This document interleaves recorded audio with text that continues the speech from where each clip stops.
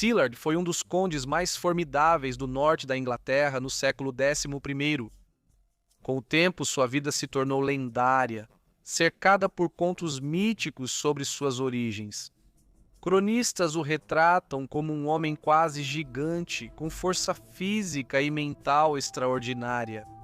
Destacou-se no reinado de Canuto o Grande. Ele tornou-se conde da Nortúmbria quando a autoridade real no norte era difícil de impor e fortemente contestada por Non. Depois do ano 33, Sillard controlou o sul da Nortúmbria, a atual York, governando a região em nome de Canuto. A Nortúmbria era uma terra dura e muitas vezes sem lei em relação ao sul da Inglaterra, marcada por sangue, disputas, rebeliões e famílias rivais que governavam quase independentemente. Seus perigos eram agravados por uma fronteira norte volátil, onde constantes invasões escocesas ameaçavam tanto as terras quanto o povo. Ainda assim, apesar desses desafios, Siward conseguiu impor sua autoridade sobre todo o condado. Um servo leal e indispensável à coroa, Siward deu apoio militar crucial e conselhos políticos aos sucessores de Canuto, Harthacnut e Eduardo, o Confessor. Seu poder e reputação foram ainda mais fortalecidos por sua campanha contra o rei escocês, Macbeth, um conflito que, mais tarde, lhe garantiu um lugar na imaginação dramática de William Shakespeare. Feroz, pragmático e resoluto, Siward é considerado o último grande senhor viking do norte. Esta é a sua história. A Vita et Passio Valdevi é a biografia de Valthioff, filho de Siward. Seguindo as convenções da biografia medieval, a obra apresenta a ancestralidade de Valthioff de forma ricamente lendária, misturando história com mito. As histórias dos antigos nos dizem que Ursus, um certo nobre a quem o Senhor, ao contrário do que normalmente acontece na procriação humana, permitiu que fosse gerado de um urso branco como pai e de uma nobre como mãe. Gerou Spartinglos, Spartinglos gerou Ulfius e Ulfius gerou Bjorn, cujo apelido era Bersum. Este é o filho do urso. Esse Bjorn era dinamarquês de origem, um conde distinto e soldado famoso.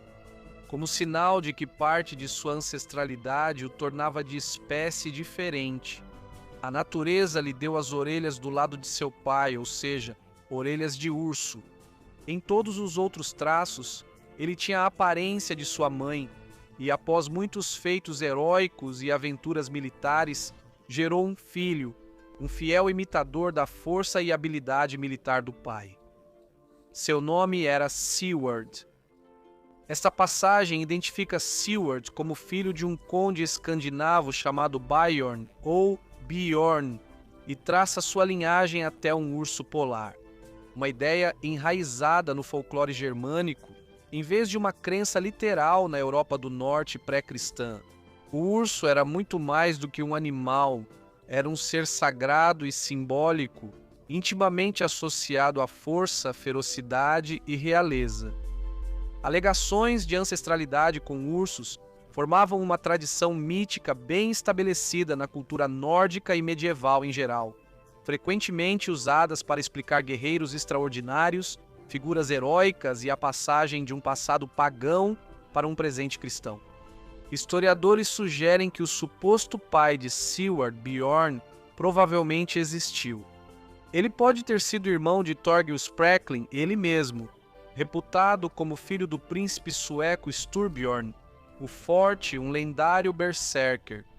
Se tal linhagem for aceita, Siward teria sangue nobre sueco e seria um descendente direto por linha masculina de Bjorn Ironside. Sob essa reconstrução, Siward também teria sido primo de primeiro grau do conde Ulf da Dinamarca, que se casou com a irmã de Canuto, Estrid, e fundou a dinastia real, que eventualmente sucedeu o próprio Canuto. A família Sprackling ganhou destaque na Escandinávia durante a vida de Siward, e a notável carreira de Siward na Inglaterra pode ser vista como mais uma expressão do crescente poder e influência dessa família dentro da política do mundo viking. A data e as circunstâncias da chegada de Siward à Inglaterra são desconhecidas. A referência contemporânea mais antiga e segura a Siward aparece em uma carta emitida pelo rei Canuto no ano 33 em favor de Eufrico Pútok, o arcebispo de York. Naquele ano, Siward já era conde, embora possa ter recebido o título antes. Seu predecessor, Érico Håkonsson, desaparece dos registros históricos no ano 23, deixando um silêncio de uma década durante o qual Siward pode muito bem ter ascendido ao poder. A Vita Valdev, no entanto, fornece um relato muito mais dramático e lendário sobre a ascensão de Siward, de acordo com essa narrativa. Após uma breve conversa, o rei aceitou Siward em seu serviço e prometeu a ele o primeiro alto cargo no reino que viesse a ficar vago. Siward se despediu. Ao atravessar uma ponte perto do mosteiro de Westminster, Siward encontrou Tosti, conde de Huntingdon, dinamarquês que caiu em desgraça real ao atravessar uma passarela. Ele passou tão perto que sujou o manto de Siward com seus pés enlameados, um insulto especialmente grave numa época em que as capas eram usadas soltas, sem cordão ou fecho. Embora a raiva tenha tomado conta dele, Siward se conteve, não querendo atacar um homem a caminho do salão do rei. Em vez disso, ele permaneceu na ponte com seus homens até que Tosti retornou. Então Siward sacou sua espada e decepou a cabeça do conde, escondendo-a sob seu manto. Ele voltou direto para o rei e exigiu, de acordo com a promessa real, o condado de Huntingdon. O rei, achando que isso era uma brincadeira de Tosti que havia acabado de partir, riu do pedido. Siward então contou o que havia feito e, como prova, lançou a cabeça decepada aos pés do rei. Preso à sua palavra, o rei imediatamente o proclamou conde de Huntingdon. Logo depois, como continua a Vita, novos ataques dos homens do norte lançaram o reino na incerteza. O rei consultou os principais homens do reino e, em uma só voz, confiaram a Siward o governo da Nortúmbria, Cúmbria e Westmoreland. O rei investiu-o com autoridade sobre essas terras, elevando-o assim ao maior condado do norte. Quando Cnut morreu no ano 35, seu reino foi imediatamente lançado à incerteza, pois vários pretendentes rivais apresentaram suas reivindicações ao trono. Entre eles estavam seus filhos Hartur Canuto e Haroldo Pé de Lebre, assim como Alfredo Ætling, filho do antigo rei anglo-saxão Ethelredo. O despreparado, isolado na Escandinávia, Harthacnut não conseguiu impedir Haroldo Pé de Lebre de tomar o poder na Inglaterra. Haroldo governou de 35 até sua morte em 1040, que ocorreu justamente quando Harthacnut se preparava para uma invasão. Chegando pouco depois, Harthacnut assumiu o trono. Em algum momento durante esses anos, Siward casou-se com Efled, filha de Ildred II de Bamborough, neta de Uhtred, o Audaz, que anteriormente foi o Ealdorman da Nortúmbria. A crônica anglo-saxônica registra que, no ano 41, Eadwulf, o conde de Bamburgh, foi traído pelo rei Harthacnut. Outras fontes, incluindo o Libellus e o Exórdio, esclarecem isso. O ato foi realizado pelo próprio Siward, que atacou e matou Eadshilf, filho de Uhtred, o Audaz, e possivelmente rival de Siward pelo controle da região. Siward provavelmente utilizou a linhagem distinta da esposa para fortalecer sua reivindicação ao condado de Bamborough. Apesar de prometer salvo-conduto a Eadwulf, Harthacnut aparentemente colaborou no assassinato. Após o ocorrido, Siward surgiu como o conde de toda a Nortúmbria. Esse ato provocou uma condenação generalizada. A crônica anglo-saxônica chamou isso de traição e rotulou o rei de quebrador de juramento. Os ingleses já tinham reis que governavam orientados por seus principais conselheiros. Harthacnut, no entanto, havia governado a Dinamarca como um autocrata e mostrou pouca inclinação para alterar seu estilo de governo na Inglaterra. Isso ocorria por desconfiar de muitos condes ingleses. Ele aumentou a frota de 16 para 32 navios. Para garantir e financiar seu império mais amplo, ele aumentou consideravelmente os impostos. Essas exigências coincidiram com uma colheita ruim, mergulhando grande parte da população em dificuldades. No ano 41, a agitação explodiu quando 2 coletores de impostos reais foram mortos por moradores revoltados em Worcester e arredores. Harthacnut respondeu com uma medida brutal e muito impopular. Ele ordenou que seus condes devastassem, queimando a cidade e massacrando os habitantes. Siward foi chamado e participou da represália. Harthacnut sobreviveu, só mais um ano, em 42. Ele morreu repentinamente em um banquete de casamento, supostamente por envenenamento.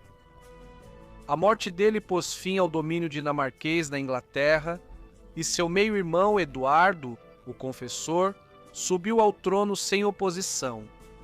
As relações entre Siward e o rei Eduardo parecem ter sido cordiais e de apoio mútuo.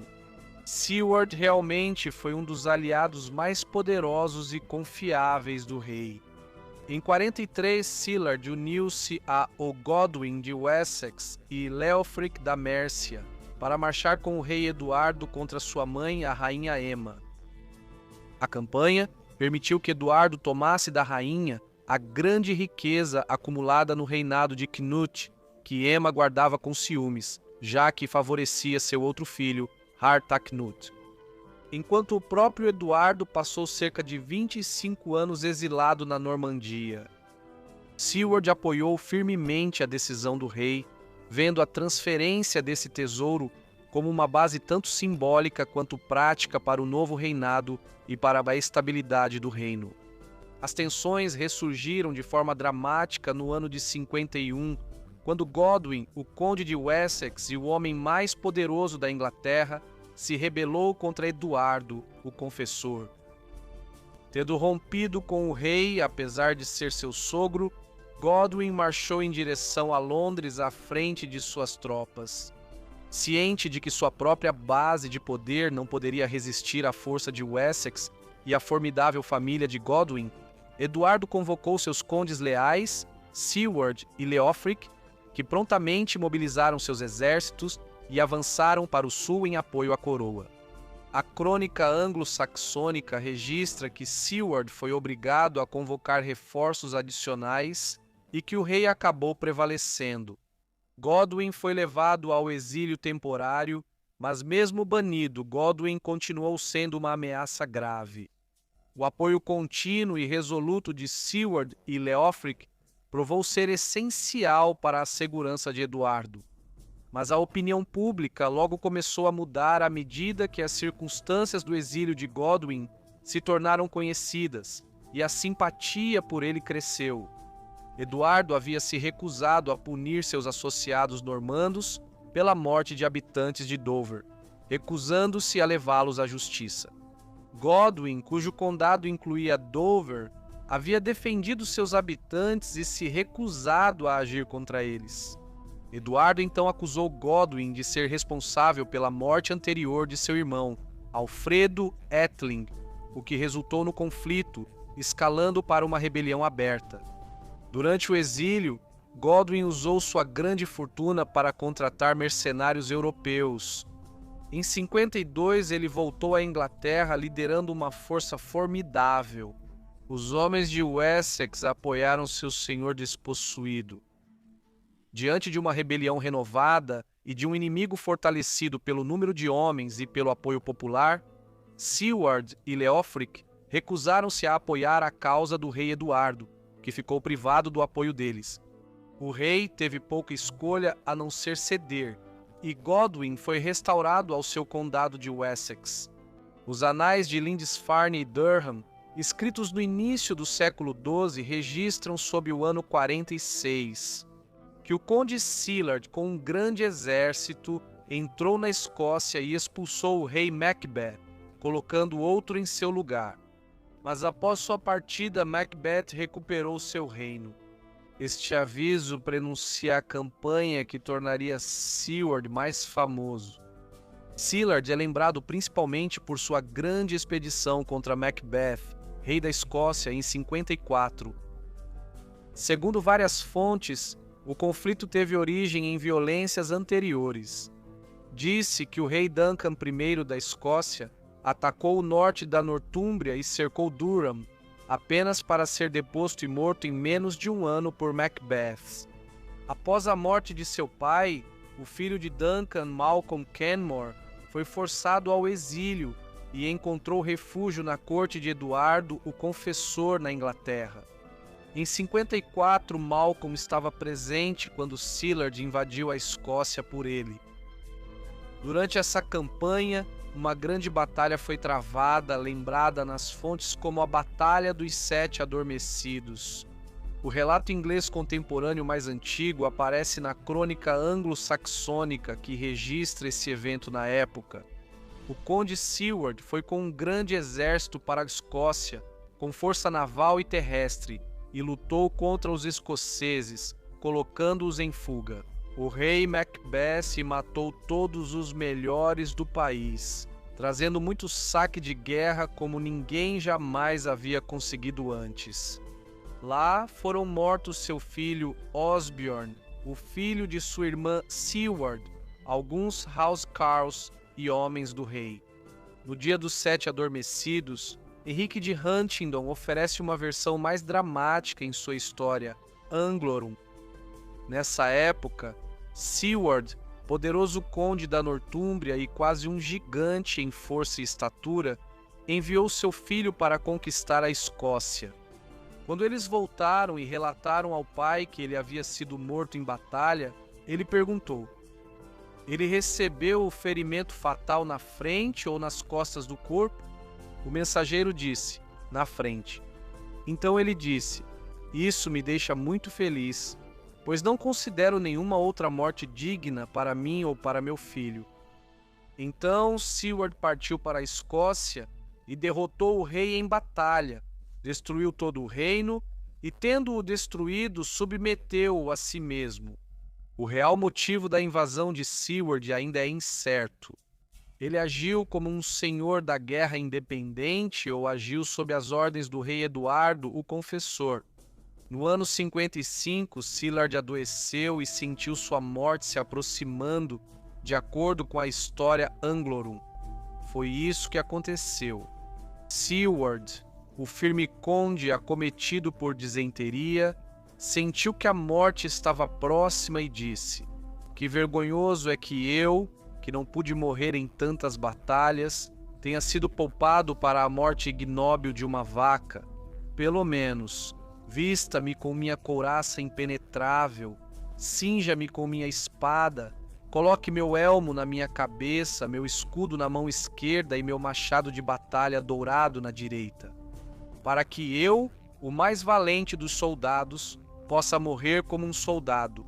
Ele falou e foi armado como havia pedido. Então ele morreu com honra. A Vita Eduard Regis registra que Siward morreu em York e foi sepultado no mosteiro de Santo Olaf, uma afirmação corroborada pela crônica anglo-saxônica. Ele também é reconhecido como fundador da igreja.